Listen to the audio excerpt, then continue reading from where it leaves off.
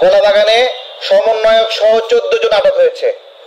14 জন আটক হয়েছে এই চাঁদাবাজির ঘটনা। এই বাচ্চা ছেলে পেলের মানে বিরামহীন চাঁদাবাজির জন্য কি এই গণ অভ্যুত্থান? কেউ উত্তর দিতে পারবে? এই কুমির, বাচ্চা কুমিরগুলোকে দিয়ে মুরগি পাহারা দেওয়ার জন্য দিয়েছেন এবং তারা একটা একটা করে ধরে ধরে মুরগি খাচ্ছে। আজকে যে ঘটনাটি চোখে পড়ার মতো, দেখেন, বৈষম্য বিরোধী একজন নেতা সে এনসিপির চাঁদাবাজি নিয়ে ফেসবুকে পোস্ট করেছে। এই ঘটনায় এনসিপির নেতারা জামালপুরে বৈষম্য বিরোধী আন্দোলনের নেতার উপরে হামলা করেছে। আপনারা দেখেন, এরা নিজেরাই কামড়াকামড়ি শুরু হয়েছে। যতগুলো ঘটনা এখন পর্যন্ত প্রকাশ পেয়েছে না, ততগুলো ঘটনায় এই এনসিপির ছেলে পেলেই আমাদেরকে ঘাটতে হয়নি।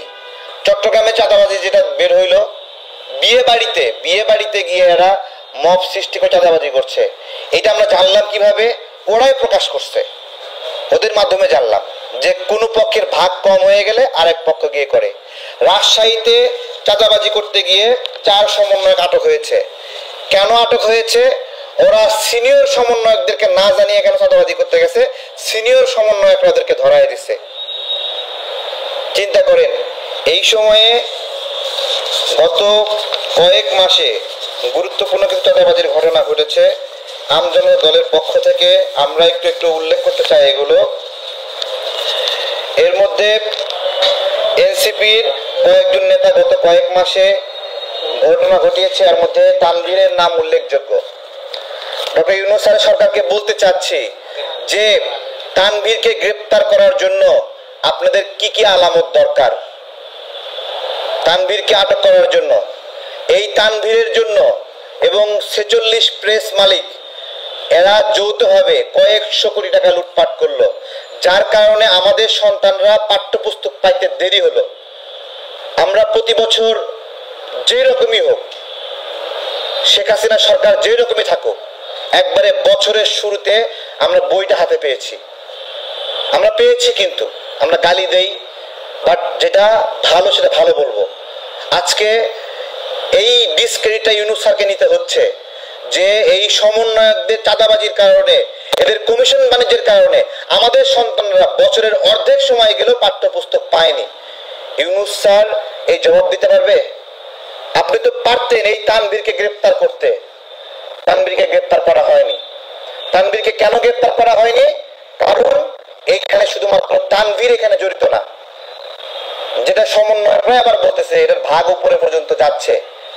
তাহলে এই যে নতুন বাংলাদেশ আমরা পাইলাম, এই তানভীররা কি গ্রেপ্তার হবে না? এরপরে আরো ঘটনা রয়েছে।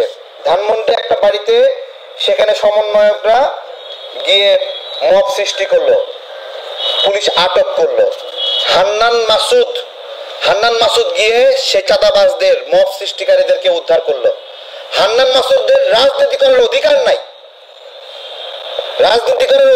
নাই, চাঁদাবাজদেরকে নিজে গিয়ে উদ্ধার করে নিয়ে আসতেছে। এর রাজনীতি করার অধিকার আছে বলেন? হ্যাঁ, এর নাম তো হয়ে গেছে বন্দর মাসুদ, মোল্লা মাসুদ, কত নাম হয়ে গেছে। তো এগুলো আটক হচ্ছে না। ইউনূস স্যারকে বলতেছি, আপনাদের নাক কাটতে কাটতে একবারে গোড়া পর্যন্ত চলে গেছে, আরো কতটুকু কাটলে আপনারা এদেরকে আটক করবেন? এর আগে কলাবাগানের কথা আমরা ভুলে যাই নাই। কলাবাগানে সমন্বয়ক সহ 14 জন আটক হয়েছে। 14 জন আটক হয়েছে এই চাঁদাবাজির ঘটনায়, এই মব সৃষ্টিকারীর ঘটনায়। ফেনীতে গ্রেপ্তার হয়েছে একজন, মাদ্রাসার অধ্যক্ষের কাছে 3 লাখ টাকা দাবি করেছিল, একজন গ্রেপ্তার হয়েছে।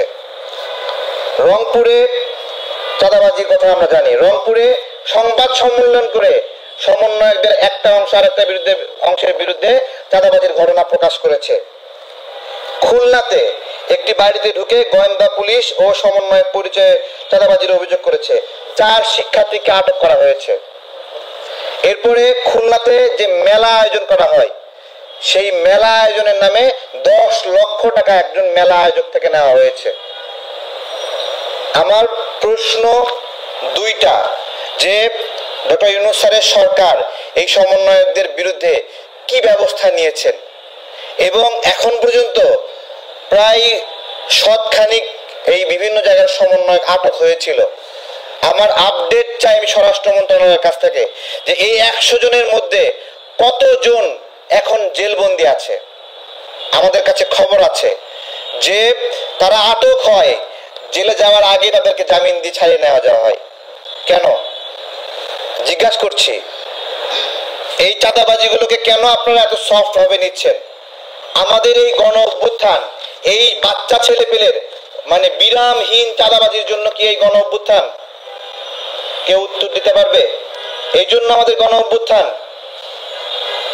আমরা ইউনূস স্যারের সরকারকে, বিশেষত আসিফ নজরুল স্যারকে বলবো, আসিফ নজরুল স্যার, আদিলুর রহমান স্যার, এখানে রেজওয়ানা ম্যাডাম আছে, বশির সাহেব আছে, আরো সিনিয়র যারা আছেন, তাদের দৃষ্টি আকর্ষণ করছি